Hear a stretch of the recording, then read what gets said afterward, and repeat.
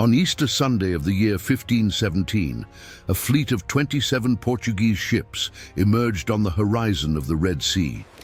Their white sails fluttered under the scorching Arabian sun, carrying nearly 4,000 armed men with an objective no Christian army had ever dared attempt: to open the path to Mecca, destroy the sacred Kaaba, and steal the body of the Prophet Muhammad.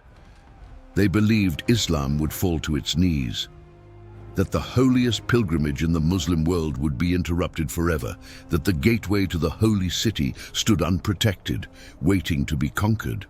But what awaited them was not surrender. On the coral walls of Jeddah, the last bastion before Mecca, cold eyes watched every movement of the invading armada. Heavy cannons were positioned along the harbor, Ottoman warships anchored in combat formation. And among the defenders, thousands of Hajj pilgrims abandoned their sacred rituals to take up swords and defend the land that sheltered their faith. Then the silence shattered. Cannons thundered. The sea exploded in columns of water and fire. Portuguese ships were struck before they could even approach the harbor. 70-pound projectiles tore through wooden hulls as if they were paper. Men screamed. Masts fell. The fleet that had conquered Goa, Malacca and Hormuz now fragmented under a storm of iron and flames. Ottoman warships advanced like wolves, circling the wounded vessels, firing volley after volley. Landing attempts were crushed on the beaches. Soldiers who reached the sand found blades and spears waiting for them. Blood stained the shallow waters red. When the smoke finally cleared, the Portuguese armada lay in ruins. Burning ships drifted aimlessly. Survivors were captured and sent in chains to Constantinople, and the banners of the crescent still flew intact over the walls of Jeddah. The gateway to Mecca remained closed. The Kaaba remained untouched, and the echo of that day would traverse centuries as proof that some lands simply cannot be conquered. To understand how the Portuguese Empire reached the gates of Islam's holiest cities, one must travel back 2 decades in time, when the first Lusitanian caravels crossed the Cape of Good Hope and entered the Indian Ocean. That route, discovered by Vasco da Gama in 1498, was not merely a trade path. It was a declaration of war against the Muslim world that had dominated the spice trade for centuries. King Manuel I of Portugal was not content with profits. He dreamed of something greater: the complete destruction of Islamic power in the East.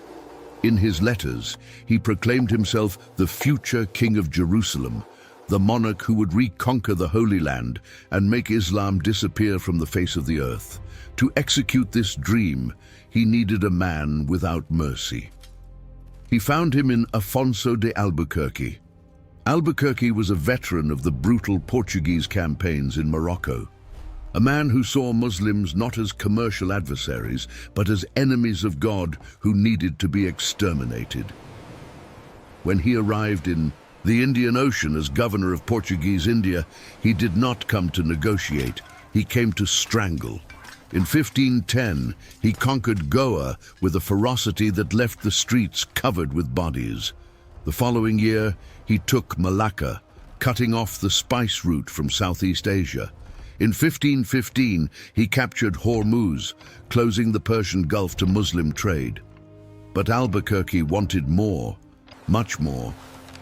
In secret letters to King Manuel, he outlined a plan that bordered on madness: divert the course of the Nile River to transform Egypt into a barren desert, invade the Red Sea with an invincible armada, capture Jeddah, the gateway port to Mecca, march inland with an army of conquest, and then, in the heart of the Muslim world, destroy the Kaaba, Islam's holiest sanctuary, and steal the body of the Prophet Muhammad from his tomb in Medina to hold him ransom until all Muslims abandoned the Holy Land.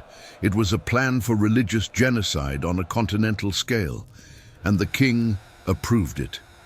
The Mamluk Sultan of Egypt, Kansu al-Gawri, learned of Portuguese intentions through spies and terrified merchants. In desperation, he sent monks from the Church of the Holy Sepulchre to Rome to warn the Pope. If the Portuguese were not contained, he would order the destruction of all Christian holy sites in the Holy Land.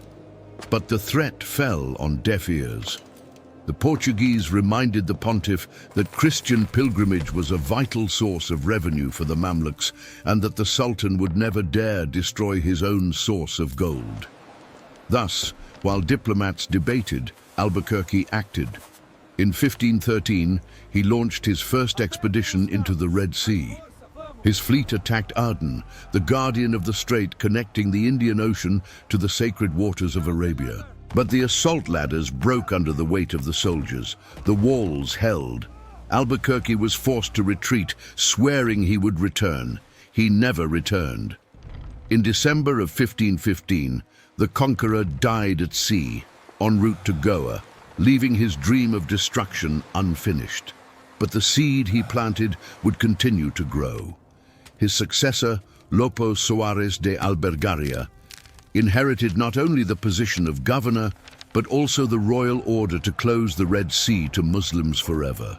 And so it was that, in early 1517, the largest Portuguese expedition ever mounted against the sacred lands of Islam began to form in the ports of Goa.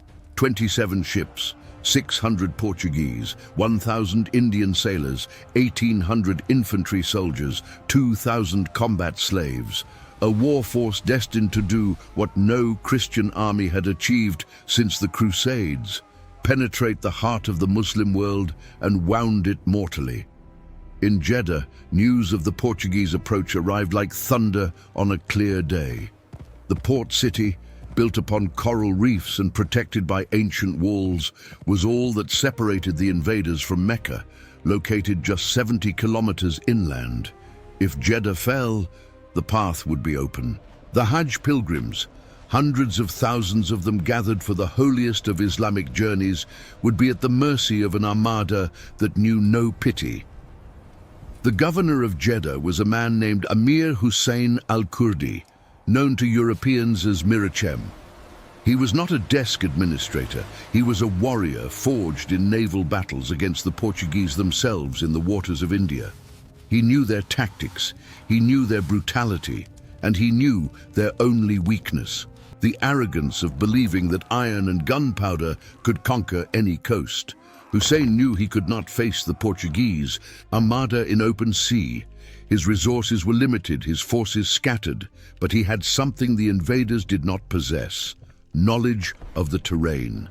The port of Jeddah was a labyrinth of shallow waters and coral reefs that could tear the hull of any ship too large to navigate with caution. The city walls, built with coral blocks extracted from the sea itself, were surprisingly resistant to cannonballs, and the coastal artillery, positioned at strategic points along the bay, could fire 70-pound projectiles with deadly accuracy. Still, Hussein knew it would not be enough. He needed reinforcements. The answer came from the most unlikely place. The Ottoman Empire, which at that very moment was conquering the Mamluk Sultanate in a brutal war, decided that the Portuguese threat was greater than any political rivalry. In January of 1517, Cairo had fallen to Sultan Selim I. Egypt was now Ottoman, and that meant the holy cities of Mecca and Medina were also under Ottoman protection. Selim could not allow the Portuguese to touch the heart of Islam. It would be a humiliation no sultan could survive. Thus, he sent his best available admiral in the region, Selman Rice. Selman was a corsair born on the Greek island of Lesbos, a man of the sea who had sailed from the coasts of the Aegean to the beaches of India. He commanded a fleet of 15 to 20 armed ships and about 3,000 men, including 1,300 veteran Turkish soldiers. His arrival in Jeddah transformed a desperate defense into a real possibility of victory. Together, Hussein and Selman prepared a trap. The coastal cannons were repositioned to create crossfire zones in the narrow entrance channel of the harbor. Warships were anchored in defensive formation, ready to advance as soon as the Portuguese approached, and a message was sent to the Hajj pilgrims: the holy city needed defenders. Anyone who could wield a weapon should present themselves at the walls. The response was overwhelming. Men from all parts of the Muslim world who had traveled thousands of miles to fulfill the holiest pillar of their faith temporarily abandoned their pilgrimage to defend the gateway to Mecca. Merchants from Damascus, scholars from Baghdad, Berber warriors from North Africa, Malay sailors from Southeast Asia, all united by a single certainty: if Jeddah fell, their faith would be wounded in a way it might never recover. Meanwhile, in late 1516, the Portuguese armada departed from Goa toward the Red Sea. Lopo Soares de Albergaria, the commander, was a powerful nobleman, but he did not possess the strategic vision of his predecessor Albuquerque. His experience was in conventional naval battles, not conquest expeditions in unknown territories. Still, he carried royal orders that could not be ignored: close the Red Sea and prepare the way for the destruction of Mecca. The fleet sailed along the East African coast, rounded the Horn of Africa, and entered the Strait of Bab el-Mandeb, the gate separating the Indian Ocean from the Red Sea. In February of 1517, they reached Aden. To Albergaria's surprise, the city offered surrender. Its walls were damaged from a recent Egyptian attack, its garrison decimated. It was the perfect opportunity to establish a base of operations at the strait. But Albergaria refused. He claimed he did not have enough men to garrison the city and continue the expedition. Instead, he allowed his soldiers to loot the warehouses of spices, textiles, and grain, loading the ships with plunder before continuing the journey. It was a mistake that would prove costly. Without a base at Aden, the fleet would have nowhere to resupply or take refuge if the expedition failed. The armada continued northward, navigating the treacherous waters of the Red Sea. The heat was unbearable. Fresh water began to run scarce. Diseases spread among the sailors. And when they finally sighted the white walls of Jeddah gleaming under the Easter Sunday sun, the 12th of April, 1517, many of the men were already exhausted and sick. What they found was not the undefended city they had expected. On the coral walls, green banners of Islam fluttered in the wind. Along the harbor, heavy cannons pointed directly at the entrance channel. And in the bay, Salman Rice's fleet waited in combat formation, ready to intercept any approach attempt. Albergaria hesitated. He had expected a quick victory, a poorly defended port that would fall before the might of his cannons. Instead, he faced a fortress prepared for war. His officers were divided. Some wanted to attack immediately, taking advantage of the element of surprise. Others argued it would be suicide to advance against such formidable defenses without proper reconnaissance. The Portuguese commander decided to wait. He anchored his fleet in the channel and sent scouts to assess the enemy defenses. It was his second mistake. Every hour of hesitation allowed the defenders to prepare even more. Every day of delay consumed the already scarce provisions of his fleet. And then Salman Rice attacked. Without warning, the Ottoman ships advanced against the anchored Portuguese fleet. It was a bold tactic. Instead of waiting for the enemy, the Muslim admiral seized the initiative. His ships, smaller and more maneuverable than the heavy Portuguese galleons, glided through the shallow waters with the agility of marine predators. The first shot came from an Ottoman cannon that struck a Portuguese ship dead center. The explosion sent wooden splinters flying through the air. Men screamed. Flames spread across the deck. Before the Portuguese could react, more shots thundered. 2 ships were hit, then 3. The Portuguese formation began to collapse. Albergaria ordered a counterattack, but his orders were lost in the chaos. The Portuguese cannons responded, but their projectiles fell into the waters or ricocheted off the coral walls without causing significant damage. Jeddah's coastal artillery entered the fray, firing 70-pound projectiles that pierced hulls like knives through butter. The battle lasted hours. Waves of Ottoman ships attacked, retreated, attacked again. Each assault left more Portuguese ships damaged or in flames. Landing attempts were repelled with brutal ferocity. Soldiers who managed to reach the beaches found not empty sand, but rows of defenders armed with swords, spears, and a fury that seemed fed by the desert itself. Among the Muslim combatants were the pilgrims who had interrupted their Hajj to defend the city. Men who had never wielded weapons in battle fought alongside Ottoman veterans, united by a faith that transcended military training. Some died on the beaches, others were wounded, but none retreated. On the wall, Hussein al-Kurdi commanded the defense with calculated precision. He knew the weak points of his own fortress and positioned his men to compensate for them. When the Portuguese tried to scale a less protected section, they found boiling oil poured over their heads. When they tried to use assault ladders, they found stones and spears waiting for them at the top. Salman Rice, for his part, conducted the naval battle like a maestro conducts an orchestra.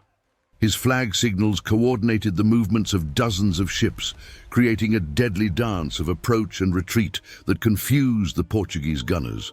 At a crucial moment, he personally led an attack against Albergaria's flagship, getting so close that the sailors could see each other's faces before the cannons thundered. As the sun began to descend on the horizon, the Portuguese situation became desperate. Several ships were in flames or sinking, hundreds of men had died, ammunition was running out, and a storm was forming on the horizon, threatening to transform disaster into catastrophe. Albergaria made the only possible decision. He ordered the retreat. The Portuguese fleet withdrew in disorder, leaving behind destroyed ships and dead comrades. Some boats could barely stay afloat, their hulls pierced by projectiles and cracked by impacts. The pride they had carried when departing from Goa now lay at the bottom of the Red Sea, along with the bodies of their comrades. The approaching storm struck the retreating fleet with merciless fury. Howling winds tore through already damaged sails. Giant waves hurled ships against hidden reefs. Darkness swallowed everything, transforming the retreat into a nightmare of screams, breaking wood, and men being dragged into the depths. When dawn came, the remaining fleet was unrecognizable. Ships drifted aimlessly, their masts broken, their decks soaked with salt water and blood. Albergaria gathered what he could and sailed to Kamaran Island, a barren rock in the middle of the Red Sea, where he hoped to find temporary shelter. What he found was purgatory. For nearly 3 months, the Portuguese fleet remained stranded at Kamaran. There was not enough fresh water. Food rotted in the tropical heat. Diseases swept through the ships like a biblical plague. Men died every day, their bodies being cast into the sea in increasingly brief ceremonies, for the living barely had strength for the rituals of the dead. In an act of desperation, Albergaria sent a brigantine with 17 sailors to negotiate with the Meu, local Arab peoples in search of provisions. The small boat never returned. Salman Rice, or one of his men, had followed the vessel to the coast of Yemen, where they captured all the Portuguese aboard. 16 of them were sent in chains to Constantinople, where they would end their days in Ottoman dungeons.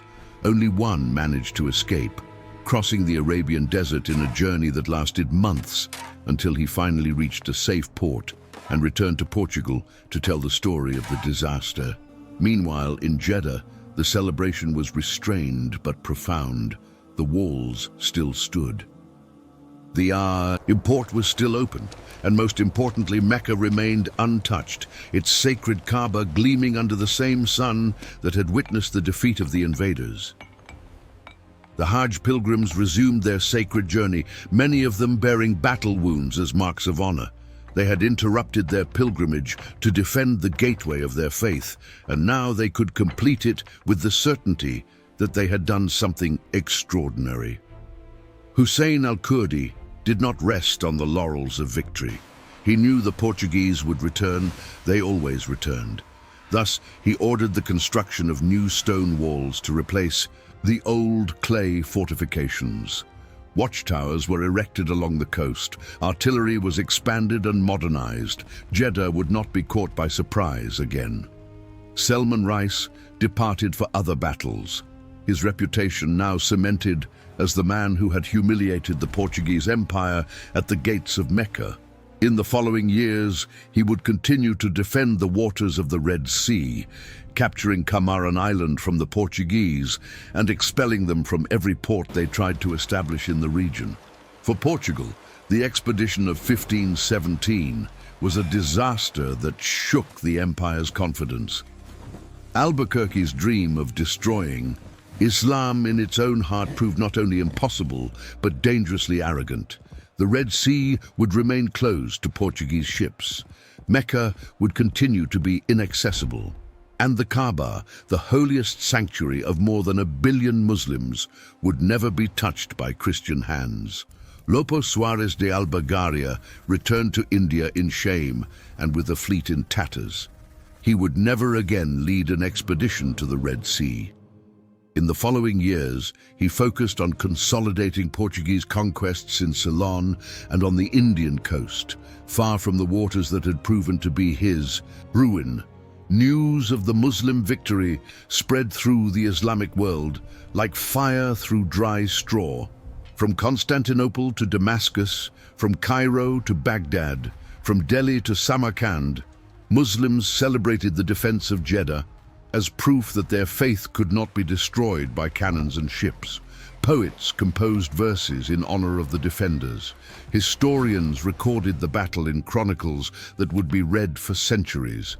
And in mosques throughout the world, prayers of gratitude were offered for the warriors who had protected the gateway to Mecca. For the Ottoman Empire, the victory had lasting consequences.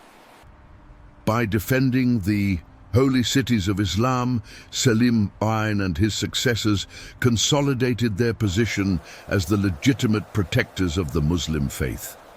The title of Caliph, guardian of the holy places, gained new weight, and the rivalry with Portugal in the Indian Ocean would continue for more than a century, with naval battles extending from the Persian Gulf to the coasts of Mozambique.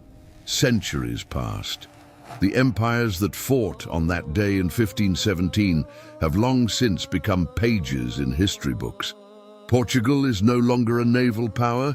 The Ottoman Empire vanished in the ashes of the First World War, and Jeddah grew from a fortified port into a modern metropolis, the gateway for millions of pilgrims who every year make the sacred journey to Mecca. But the memory of that Easter Sunday endures, in the ancient stones that can still be found beneath modern buildings, in the stories passed down from generation to generation, in the silent certainty that there are places in this world that simply cannot be conquered by force of arms. The Kaaba still stands, as it has for more than 1400 years. The Hajj still takes place as it did in 1517, when pilgrims set aside their rituals to take up swords. And on the shores of the Red Sea, where Portuguese ships once burned and men died trying to reach what was not theirs, the waters continue to flow, indifferent to the dreams of conquest that once brought the fire of war to their coasts. Because in that harbor, at a moment when all seemed lost, an unlikely coalition of Mamluks, Ottomans, and simple pilgrims proved something that empires often forget: that the faith of a people, when united in defense of what they hold sacred, can be stronger than any armada. That there are victories not measured in territories conquered, but in lands defended. And that some doors, no matter how hard the world tries to break them down, simply do not open for invaders. The echo of that battle still resonates. Not in military history books, where it is rarely mentioned, not in marble monuments, for few were erected, but in the collective memory of a civilization that learned, on that April day, that even the smallest can defeat the greatest when they defend something worth dying for.